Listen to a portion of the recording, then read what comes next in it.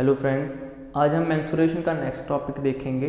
देखो, इससे पहले हमने ट्रायंगल की क्लासिफिकेशन की थी साइड के बेसिस पर। इसमें हमने क्या पढ़ा था? स्केलिन ट्रायंगल, आइसोसेलेस ट्रायंगल और इक्विलेटरल ट्रायंगल। आज हम पढ़ेंगे एंगल्स के बेस पर क्लासिफिकेशन, जैसे एक्यूट एंगल, ऑब्ट्यूज एंगल और राइट एंगल। तो चलो भाई शुरू कर लेते हैं। तो चलो, सबसे पहले जो इनमें जो मेजर डिफरेंस है वो हमें देखना है। देखो, आपको पता होगा राइट एंगल ट्रायंगल में क्या होती है, पाइथागोरस थ्योरम काम करती है, सभी को पता होगा। पर आज एक नई चीज़ पता चलेगी आपको, चलिए देखते हैं। मान लीजिए ये मेरे पास क्या है, एक ट्रायंगल है जिसको हम राइट एंगल बना लेते हैं। इसको हमने नाम दे दिया ABC। इसको हम परपेंडिकुलर, बेस और हाइपोटेन्यूज, ये हमने इसको परपेंडिकुलर बोल दिया, इसको बेस बोल दिया और इसको हाइपोटेन्यूज बोल दिया। तो पाइथागोरस थ्योरम क्या कहती है? पाइथागोरस थ्योरम कहती है हाइपोटेन्यूज का square is equal to perpendicular का स्क्वायर प्लस बेस का स्क्वायर। देखो, ये सबको पता होगा, कुछ नया नहीं है इसमें। पर देखो, अगर आपको ट्रायंगल की साइड्स दे दी जाए, इसमें एक चीज़ नहीं ऐड कर रहा हूँ। देखो, यहाँ पे अगर एक्यूट एंगल है, ऑब्ट्यूज एंगल है और राइट एंगल है, मुझे कब पता चलेगा कि कौन सी ट्रायंगल बन रही है? सिर्फ साइड से। मान लो मेरे पास ये साइड्स दी हुई हैं A, B और C। यहाँ पर तो क्या हो जाएगा, C का square is equal to A square plus B square. Acute और ऑब्ट्यूज में क्या होगा? देखो, ऑब्ट्यूज एंगल ट्रायंगल कौन सी होती है? जिसमें एक एंगल क्या हो आपका 90 डिग्री से बड़ा। तो इसमें क्या था? इसमें 90 डिग्री के बराबर था। ये हम बात पहले भी कर चुके हैं। एक्यूट में क्या होता है कि सभी एंगल क्या होते हैं आपके 90 डिग्री से स्मॉल होते हैं। तो चलिए एक्यूट ऑब्ट्यूज एंगल ट्रायंगल बना लेते हैं। मैंने एक ट्रायंगल खींच ली जिसमें एक एंगल क्या है आपका 90 डिग्री से बड़ा है। अब इसको ABC, इस साइड्स को क्या नाम दे दिया? AB और C। तो इसमें क्या प्रॉपर्टी फॉलो होगी इन तीन साइड्स को लेके? तो जो सबसे लार्जेस्ट साइड होगी आपकी C, क्या है यहाँ पे लार्जेस्ट साइड, तो C का स्क्वायर ग्रेटर देन होगा A square plus B square से। ये क्या है, इसकी प्रॉपर्टी है। जब भी आपको तीन साइड्स दी हों ट्रायंगल की और आपने चेक करना है कि वो राइट एंगल है, एक्यूट एंगल है या ऑब्ट्यूज एंगल है, तो कैसे चेक करेंगे हम? देखो, एक्यूट एंगल ट्रायंगल में क्या होता है, इसमें हमको साइड दी हुई है A, B और C। देखो, यहाँ पे क्या था ऑब्ट्यूज में, जो लार्जेस्ट साइड का स्क्वायर था वो ग्रेटर देन था स्मॉलर साइड के स्क्वायर के सम के। पर यहाँ पे क्या होगा, लार्जेस्ट साइड का, जो C क्या है हमारे पास लार्जेस्ट साइड, C का जो स्क्वायर होगा वो लेस देन होगा किससे? A square plus B square से। तो देखो, जब भी आपको ट्रायंगल की तीन साइड्स दी हों और अब हमें देखना है कि एक्यूट एंगल बन रही है, ऑब्ट्यूज एंगल बन रही है या फिर राइट एंगल बन रही है, तो कैसे चेक करेंगे? तो देखो, एक्यूट एंगल के लिए क्या होगा, लार्जेस्ट साइड का square less than the square of sum of the squares of the smallest sides. और इसमें क्या होगा ऑब्ट्यूज एंगल में, लार्जेस्ट साइड का स्क्वायर किससे ज़्यादा होगा? स्मॉलर साइड के स्क्वायर के सम से। और राइट एंगल में तो इक्वली होता है, ये आपको पता है। तो चलिए आगे देख लेते हैं। देखो, एक्यूट और ऑब्ट्यूज में इतना ही था समझने लायक। इसमें यही चीज़ पूछी जाती है ज़्यादातर। जैसे आपको कोई भी साइड दे देता हूँ, मान लो मैं 2, 3, 4, आपको कमेंट बॉक्स में बताना है कि ये एक्यूट एंगल ट्रायंगल है, ऑब्ट्यूज एंगल ट्रायंगल है या फिर राइट एंगल ट्रायंगल है। चलिए आगे देख लेते हैं। मैंने आपको पहले बताया था कि सबसे जो इम्पोर्टेंट ट्रायंगल है आपकी कौन सी है? Equilateral triangle. अगर 100 क्वेश्चन बनता है तो 80 किस में से पूछे जाते हैं? इक्विलेटरल ट्रायंगल में। पर जो बाकी के क्वेश्चंस हैं ज़्यादातर वो किससे पूछे जाते हैं? आपके राइट एंगल ट्रायंगल से। तो चलिए इसको पढ़ना स्टार्ट करते हैं, राइट एंगल ट्रायंगल। देखिए, इसमें सबसे पहली चीज़ क्या है? Right angle. राइट एंगल का मतलब क्या है? थीटा क्या होगा यहाँ पे? 90 डिग्री। तो एक ट्रायंगल बना लेता हूँ जिसमें थीटा की वैल्यू क्या है? 90 डिग्री। इसको हमने 90 डिग्री मान लिया। इसको परपेंडिकुलर बोल देते हैं, इसको बेस और इसको hypotenuse, P, B and H। तो पाइथागोरस थ्योरम क्या कहती है? अभी लिखा हमने H square is equal to P square plus B square. ये तो कंडीशन फॉलो होगी ही होगी। तो इसमें ना काफ़ी समझने वाली चीज़ें हैं, तो ज़रा ध्यान से सुनिएगा। देखो सबसे पहली चीज़ पेरीमीटर, वो आप निकाल ही लोगे, इन तीनों साइड्स का सम होगा। अभी आ जाते हैं एरिया पे। देखो एरिया का सबसे पहला फॉर्मूला कौन सा लगाएंगे, हीरोज फॉर्मूला। स्केलियन ट्रायंगल का बेसिक फॉर्मूला है हमारा, 3 साइड्स पता हो तो क्या लगा सकते हैं हम, हीरोज फॉर्मूला यूज़ कर सकते हैं, तो वो तो आप लगा ही लोगे। अब देखो दूसरा फॉर्मूला मैंने एक स्केलियन में बताया था कि जब 2 साइड्स गिवन हो और उनके बीच का एंगल दिया हो, तब हम कैसे निकालते हैं, हाफ इंटू यहाँ पे दोनों साइड्स की प्रोडक्ट, यहाँ पे परपेंडिकुलर इंटू बेस लिख लिया, इंटू साइन ऑफ जो एंगल इनके बीच में है, इनके बीच में कौन सा एंगल है, 90 डिग्री। तो क्या आ जाएगा हमारे पास, हाफ परपेंडिकुलर इंटू बेस, क्योंकि जो साइन 90 होता है इसकी वैल्यू क्या हो जाती है हमारे पास 1। तो हमारे पास ये फॉर्मूला बन जाता है हाफ परपेंडिकुलर इंटू बेस। देखो अभी तक आप रटते आए होंगे इसको, और ये बनता कैसे है आपको आज पता चल गया होगा। तो चलिए, एक तो ये फॉर्मूला हो गया हमारे पास एरिया निकालने का, एक हीरोज फॉर्मूला है, एक इसी को हम मान सकते हैं हाफ परपेंडिकुलर इंटू बेस, कि हमें बेस पता है और उसके ऊपर परपेंडिकुलर दिया है, वो भी यही वाला फॉर्मूला हो जाएगा। अब देख लेते हैं इसकी कुछ एक्सटेंशन। देखिए राइट एंगल ट्रायंगल में आपको कुछ चीज़ें क्या है याद रखनी पड़ती हैं, जैसे इसकी साइड्स, कि कौन कौन सी साइड से राइट एंगल ट्रायंगल फ्रेम होती है। तो मैं कुछ साइड्स लिख रहा हूँ यहाँ पे, वो आप देख लेंगे।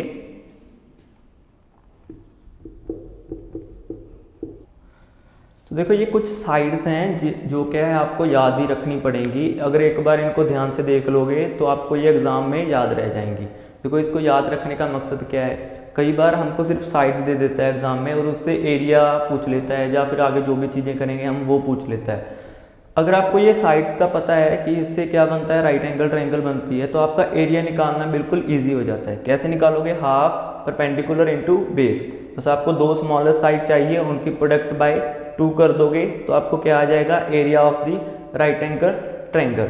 अब देखो ये एक चीज़ और बताता हूँ यहाँ पे कि ये साइड्स बनती कैसे हैं, ठीक है।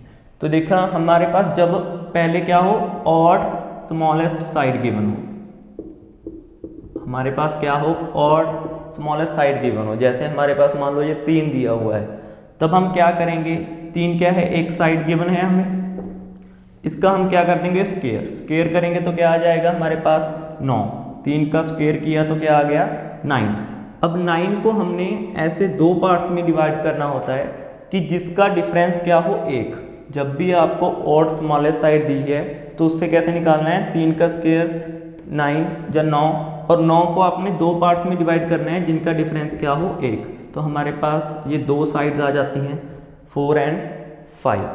तो क्लियर हो गया होगा आपको कि कैसे निकालते हैं ट्रिपलेट्स, इसको ट्रिपलेट्स बोलते हैं। अब देखो जब इवन साइड गिवन हो, हमें इवन स्मॉलेस्ट साइड, जब इवन स्मॉलेस्ट साइड गिवन हो तब हमने कैसे निकालना है, जैसे मान लो हमारे पास क्या दिया हुआ है 8, तो 8 का स्क्वायर करेंगे हम, क्या आ जाएगा 64। इस 64 को डिवाइडेड बाय 2 करना है, क्या आ जाएगा 32। अब इस 32 को इस तरह से मतलब बांटना है कि डिफरेंस क्या हो 2 का, ऊपर कितने का था 1 का, यहाँ पे कितने का चाहिए 2 का, तो क्या बनेगा यहाँ से 15 और 17, 15 और 17। तो ये हमारे पास 3 साइड्स आ जाएंगी हमारे। क्लियर है आपको। अब इससे कुछ आगे देख लेते हैं। अब देखो हमारे पास ये क्या है, राइट एंगल ट्रायंगल गिवन है, तो इसमें एक एक्सटेंशन होती है इसकी कि जब आपको एक अल्टीट्यूड दिया हो, ए बी सी क्या मान ली मैंने, ट्रायंगल की वर्टेक्स मान लिए, एक मैंने यहाँ से क्या कर दिया अल्टीट्यूड खींच दिया, इसको हमने डी पॉइंट नाम दे दिया। इस पे काफ़ी क्वेश्चंस बनते हैं तो हम इसको देख लेंगे। वैसे तो देखो ये ज्योमेट्री का कंसेप्ट है कि आपके पटवारी या फिर और स्टेट लेवल एग्जाम से इसका कोई लेना देना नहीं होता, बट फिर भी इसमें से कभी क्वेश्चन बन जाता है तो हम इसको एक बार देख लेंगे। अब देखो कैसे करना होता है इसको। देखो सबसे पहले हमको क्या निकालना है, बीडी की लेंथ निकालनी है, हमें बीडी की लेंथ चाहिए। तो एक चीज़ बताओ मुझे, इस ट्रायंगल का एरिया क्या हो। देखो हमारे पास परपेंडिकुलर गिवन है, बेस गिवन है, तो हम क्या निकाल सकते हैं एरिया। तो एरिया क्या होगा, half A B into B C. इसको मैं क्या लिख सकता हूँ, हाफ पी इंटू बी। इसको हम परपेंडिकुलर नाम दे देते हैं, इसको बेस, और ये क्या है हमारा हाइपोटेन्यूज। ठीक है, तो हाफ परपेंडिकुलर इंटू बेस। अब ये किसके इक्वल होगा? एरिया का, ट्रायंगल का तो एरिया सेम ही रहेगा। अब आप ध्यान से देखिए, अगर इस ट्रायंगल में मैं AC साइड को क्या मान लूँ? बेस। अगर ये ट्रायंगल AC साइड क्या हो हमारे पास? बेस हो, और BD क्या है? इस पर परपेंडिकुलर गिवन है, तो हम क्या लिख सकते हैं? हाफ, इस AC को हम क्या लिख सकते हैं? हाइपोटेन्यूज H, और BD जो हमारा अल्टीट्यूड है। तो हमें हाफ से हाफ कैंसिल आउट कर सकते हैं, BD की लेंथ निकाल सकते हैं हम, क्या आ जाएगी? Perpendicular into base upon hypotenuse. और ये आपका बहुत ही इंपॉर्टेंट रिलेशन है कि जब भी आपको अल्टीट्यूड की लेंथ निकालनी हो तो आप सीधा भी निकाल सकते हो तीनों साइड से। क्लियर है ये चीज़? इसके 3 फॉर्मूले और भी हैं जो इसी पे बेस्ड हैं। मैं सिर्फ वो फॉर्मूले लिख देता हूँ और आपको याद करवा देता हूँ। देखो उसकी डेरिवेशन कैसे आई, क्यों आई, वो चीज़ें आपको एग्जाम में नहीं आने वाली, तो आपको सिर्फ फॉर्मूले याद रखने हैं। वो मैं फॉर्मूले लिख रहा हूँ यहाँ पे, देखिए। तो देखिए ये 3 फॉर्मूले हैं जो इन्हीं के बीच का रिलेशन है, अल्टीट्यूड और साइड्स के बीच का। तो इनको याद कैसे करना है? देखो हमारे पास पहले क्या दिया हुआ है? AB का स्क्वायर। AB क्या है? यहाँ पे एक साइड है, तो आपको क्या करना है? देखो यहाँ से B से AB स्क्वायर लिख लिया। अब A से D पॉइंट तक जाना है, A इंटू डी। A से ही C पॉइंट तक जाना है, A इंटू सी। देखो पहले फॉर्मूले में क्या किया? A से B तक गए, AB का स्क्वायर, A से D तक गए, AD, A से C तक गए, A इंटू AC, सॉरी। अब देखो BC का स्क्वायर, यहाँ से B से C तक गए या C से B तक गए कह सकते हैं, तो क्या आ जाएगा? CB का स्क्वायर या BC का स्क्वायर। C से D तक गए, C इंटू डी। यहाँ पे C से A तक गए, CA। देखो ये सभी क्या है? ट्रिक्स हैं याद करने की, कोई ये पर्टिकुलर मेथड नहीं होता। अब देखो BD का स्क्वायर, देखो BD का स्क्वायर यहाँ पे, BD क्या है? अल्टीट्यूड है। यहाँ से D से C तक गए और D से ही A तक गए। तो ये 3 फॉर्मूले हैं जो आपके एग्जाम पॉइंट ऑफ व्यू से इम्पॉर्टेंट है। ध्यान से देखोगे इनको 2-3 बार तो ये याद हो जाएंगे। देखो ये इंपॉर्टेंट क्यों है? कई बार तो आपको BD की लेंथ पूछ लेगा, BD की लेंथ देखकर, इसकी लेंथ देखकर किसी और की लेंथ पूछ लेगा, तो ये सब इंपॉर्टेंट हो जाता है। देखो और एक चीज़ इंपॉर्टेंट है इसमें, वो क्या है कि यहाँ पे देखो आपको BD का रिलेशन पता है। BD क्या होता है? P into B upon H। अगर मैं दोनों साइड्स क्या कर दूँ? स्क्वायर कर दूँ, BD का square is equal to P का स्क्वायर, B का स्क्वायर अपॉन H का स्क्वायर। यहाँ पे हाइपोटेन्यूज का स्क्वायर किसके इक्वल होता है? परपेंडिकुलर प्लस बेस के स्क्वायर के, परपेंडिकुलर प्लस बेस का स्क्वायर, P स्क्वायर प्लस 20। अब मैं इसका क्या कर देता हूँ? रिवर्स, यानी कि ऑपोजिट कर देता हूँ। 1 अपॉन BD का स्क्वायर इज इक्वल टू, अगर इसको करेंगे तो क्या आ जाएगा हमारे पास? 1 upon P square, 1 upon B square. ये भी आपका इंपॉर्टेंट है एग्जाम पॉइंट ऑफ व्यू से, इसको भी याद रखिएगा। देखो ये सभी रिलेशन इंपॉर्टेंट होते हैं किसी भी ट्रायंगल के। तो देखो ज़्यादा कुछ नहीं करवा रहा, अभी आगे काफ़ी चीज़ें आएंगी, पर इन चीज़ों को ज़रूर याद रखना। चलिए आगे देख लेते हैं। देखो भाई कुछ ना चीज़ें आपसे डिस्कस करनी थी, वीडियो के लास्ट में तो आप वीडियो स्किप कर देते हो, तो इसीलिए बीच में बोल रहा हूँ। देखो सबसे पहली चीज़ क्या है? टेलीग्राम चैनल का लिंक, ये आपको डिस्क्रिप्शन बॉक्स में मिल जाएगा। इस पर आपको जॉब अपडेट्स और जो भी स्टडी मटेरियल आपको चाहिए होता है वो सब मिल जाएगा। दूसरी चीज़ यहाँ पे क्या मिलेगा आपको? Practice material. जैसे अभी हमारा मेंसुरेशन टॉपिक चल रहा है, तो इसकी प्रैक्टिस पीडीएफ्स आपको किस चैनल पर मिलेंगी? टेलीग्राम चैनल पर। देखो ये आपके लिए ही है, तो किसी और के लिए नहीं है। तीसरी चीज़ देखो, आप में से बहुत से बंदे क्या करते हैं? आते हैं, वीडियो देखते हैं, चले जाते हैं, ना तो वीडियो में कमेंट करते हैं, ना तो ये बताते हैं मुझे कि क्या इम्प्रूव करने की ज़रूरत है, ठीक है, क्या कमियां आपको लग रही हैं। देखो पता क्या है, ये वीडियो आपको ना कुछ टाइम बाद मिली होगी। ऐसा क्यों हुआ? ये वीडियो पहले मैं शूट कर चुका था, पर उसकी वीडियो की क्वालिटी इतनी अच्छी नहीं आई थी। उसमें ये मार्कर ना फीका चल रहा था और दिख नहीं रहा था कुछ। और इसमें देखोगे तो आपको प्रॉपर सही से दिख रहा होगा।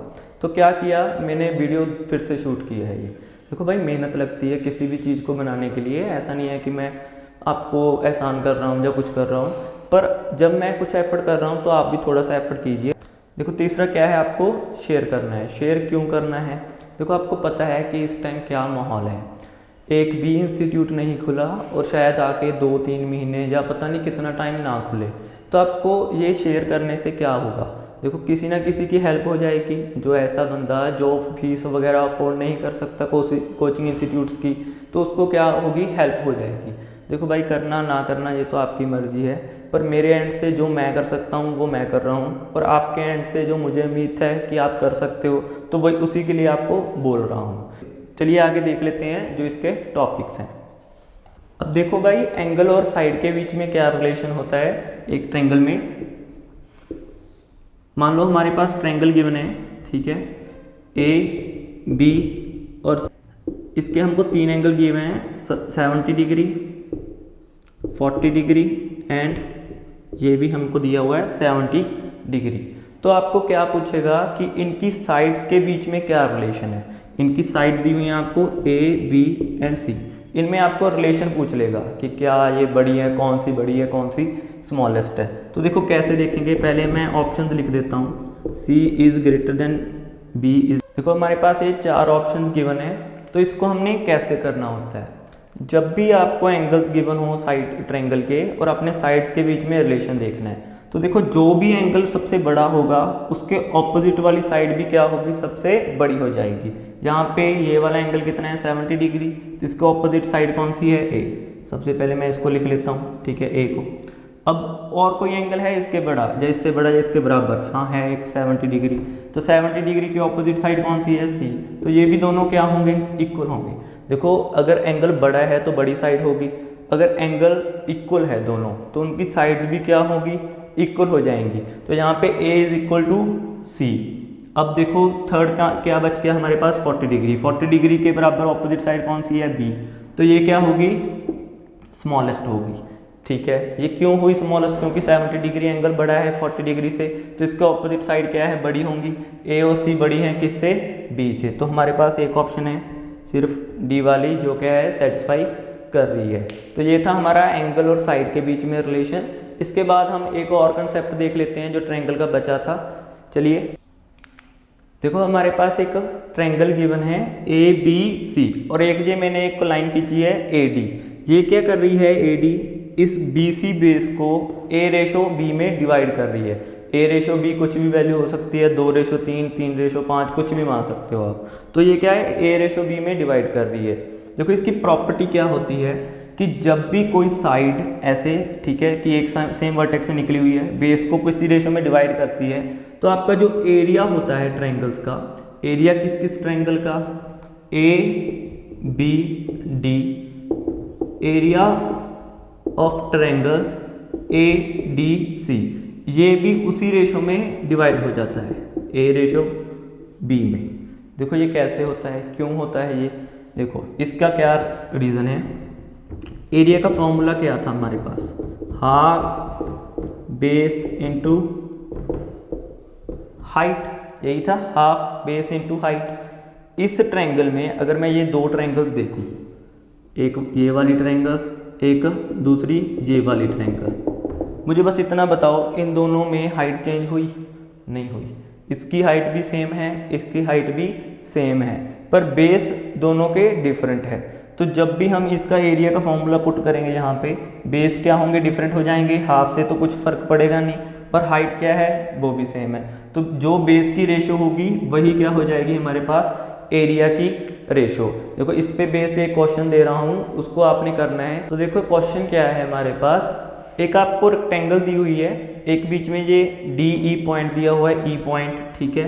ये क्या कर रहा है, इस ए बी साइड को किस रेशो में बांट रहा है, ए ई रेशो, ए बी दी हुई है आपको 1:4, ए ई रेशो ए बी दी हुई है 1:4, और आपको क्या दिया हुआ है, area of triangle A E D 8 centimetre square. आपको एरिया दिया हुआ है ट्रायंगल का, कौन सी का, ए ई डी का, कितना है 8 सेंटीमीटर स्क्वायर।